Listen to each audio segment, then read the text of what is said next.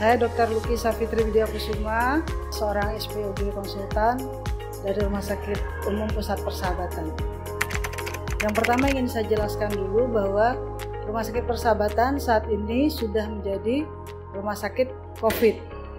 Jadi hampir tidak ada lagi pasien normal yang berobat kemari, kecuali memang untuk kemoterapi, hemodialisa, dan beberapa pasien yang sudah dengan perjanjian.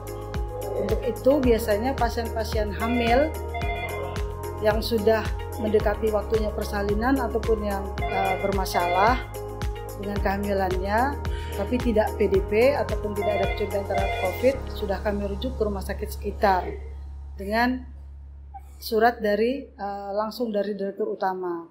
Sementara di Rumah Sakit Persahabatan sendiri untuk wanita hamil dengan PDP atau COVID, kami menyiapkan ruang perawatan sebanyak 10 tempat tidur. Dan pasiennya biasanya datang melalui instalasi gawat darurat. Nah, biasanya pasien ini akan dirujuk melalui SPGDT. Tentu di SPGDT itu sudah harus ada data-data, paling tidak data mengenai anamnesis dari infeksi saluran pernafasan atas, kemudian adakah riwayat kontak, kemudian dari tanda-tanda vitalnya bagaimana, ada pemeriksaan lab DPL-nya, kemudian ronsen torak. Kemudian karena dia hamil, paling tidak ada data USG dari perujuk. Nah, jika itu semua sudah ada, dikirimkan ke SPGDT, maka SPGDT akan menyetujui. Dan pasien akan datang ke triase Rumah Sakit Persahabatan. Nanti di triase akan dinilai oleh dokter triase dan dilaporkan langsung ke dokter DPJP dan dokter onsite-nya. Kemudian pasien akan ditangani di bagian kebidanan bersamaan dengan bagian paru. Jadi pasien yang datang ke rumah sakit kami kan pada umumnya atau hampir semua adalah pasien rujukan dari rumah sakit lain. Nah, biasanya pasien itu kalau kami nilai bayinya sudah viable atau trimester 3 ke atas, maka kami akan putuskan di rumah sakit kami untuk terminasi kehamilannya dengan perabdominam. Kecuali memang pasiennya datang dalam keadaan kala 1 akhir atau kala 2. Itu masih dipertimbangkan untuk pervaginam. Nah, kalau dia dengan perabdominam, paling tidak kita bisa menyelamatkan bayinya karena bayi kemudian akan dipisah dan ibunya akan dirawat bersama dengan bagian paru.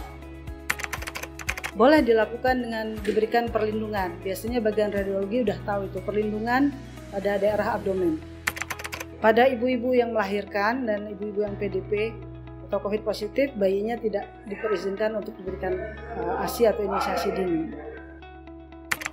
Kalau kami di Rumah Sakit Persahabatan memutuskan kalau pasien datang dalam kehamilan trimester 3 atau term dan janinnya sudah atau sebelum term tapi kami nilai janinnya viable, maka kami memutuskan pasiennya untuk dilakukan seksio sesaria. Kecuali memang datangnya dalam keadaan kala 1 akhir atau kala 2. Kenapa? Karena dari pengalaman kami walaupun belum banyak pasien-pasien yang ternyata kemudian terbukti dia COVID positif, kondisinya pasca persalinan itu memburuk. Jadi paling tidak kami sudah bisa menangani atau menyelamatkan bayinya. Jadi dipersahabatkan, diputuskan bahwa pasien yang dirujuk akan kami lakukan terminasi kehamilan per abdominal. Putuskan dengan terminasi per abdominal, kita akan lebih mudah juga mengontrol penyebaran virus ini dengan persiapan di mana semua petugas memakai APD yang lengkap. Sementara kalau observasi di kamar bersalin pasien dalam persalinan kala 1 atau saat kala 2 mengedan, itu akan lebih sulit untuk mengontrol penyebaran virusnya. Ya, pasien-pasien yang sudah dipersiapkan untuk operasi, selama ini kan barangkali pasiennya masuk dulu ke kamar operasi, kemudian operator atau asisten baru datang. Tapi khusus untuk COVID-19 ini, biasanya tim operasi sudah siap dahulu di dalam kamar operasi, mulai dari dokter anestesi, dokter bedahnya, asisten bedahnya, kemudian instrumennya, dan tim pendukung lainnya sudah siap di kamar operasi. Baru kemudian kita akan memberitahukan atau mengontak di mana pasien itu berada untuk pasien segera dikirim.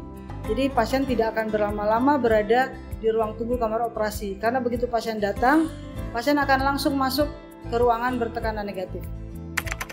Jadi pasien kalau sudah dilakukan tindakan misalkan seksio sesaria, maka ibunya akan dirawat oleh bagian kebidanan, Paling tidak 1-2 hari setelah keadaan umum stabil, dia akan dipindahkan ke ruang rawat COVID lainnya, tetap ruang isolasi. Dan di sana akan dipantau. Kalau hasil swabnya atau tes COVID-nya 2 kali berturut-turut negatif, maka pasien akan dipulangkan. Kita semua di sini yang pegang kendali utama adalah bagian paru.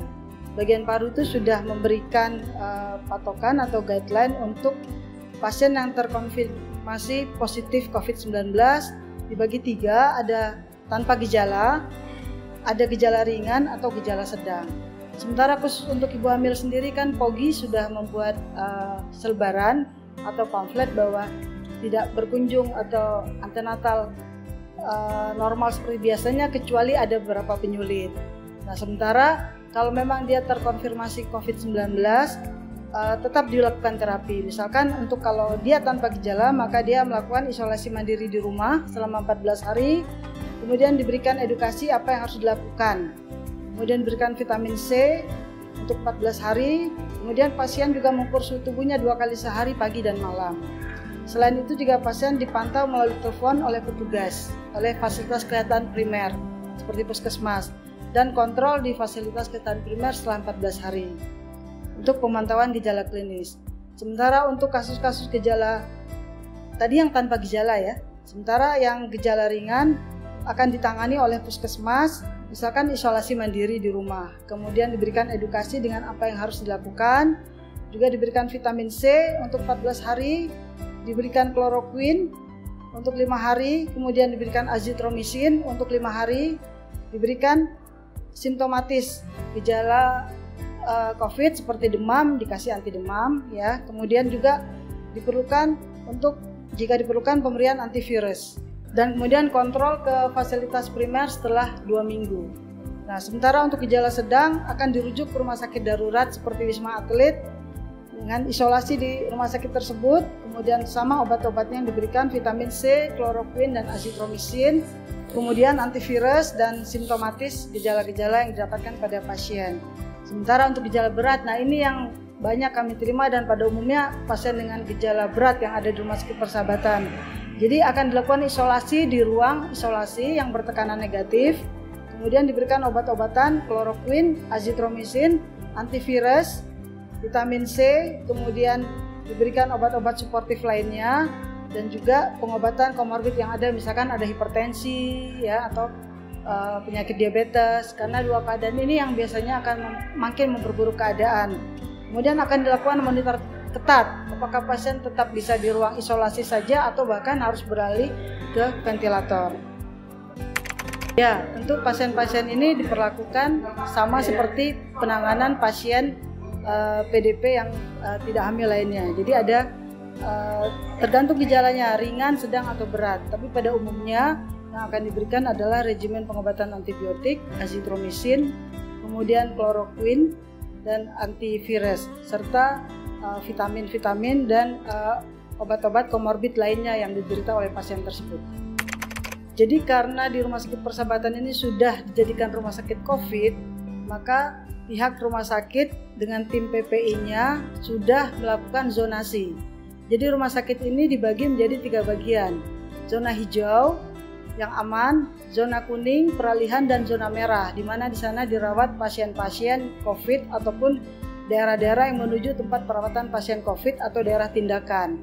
Nah, dengan adanya zonasi yang jelas seperti ini, maka semua karyawan akan lebih hati-hati saat melewati jalur tersebut, karena jalur itu semua sudah dipasang line-nya sesuai dengan zonanya. Ada line hijau, line kuning, dan line merah. Nah, ada umumnya hampir semua karyawan akan masuk melalui satu pintu. Dalam hal ini kami menyiapkan satu gedung yaitu Gria Puspa. Pasien semua akan masuk melalui Gria Puspa. Di sana pasien akan berganti baju dengan kami menyiapkan loker untuk karyawan menyimpan barang-barangnya, mengganti baju tugas atau baju scrub. Kemudian pasien akan keluar melalui pintu belakang untuk menuju tempat kerjanya masing-masing. Nah, nanti pada saat pulang mereka akan kembali menuju Gria Puspa melalui pintu yang sudah ditentukan, langsung membersihkan diri, mandi di kamar mandi yang sudah kami siapkan, untuk kemudian dia kembali lagi mengganti pakaiannya di ruang ganti, kemudian bisa mengambil barang-barang dari loker dan kembali keluar dari pintu utama Gria Puspa. Jadi tetap melalui jalur hijau.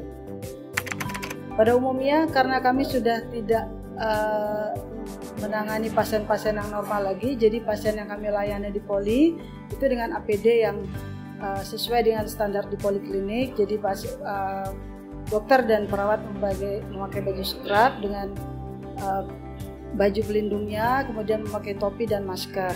Sementara kalau di ruang tindakan sesuai dengan APD level 3.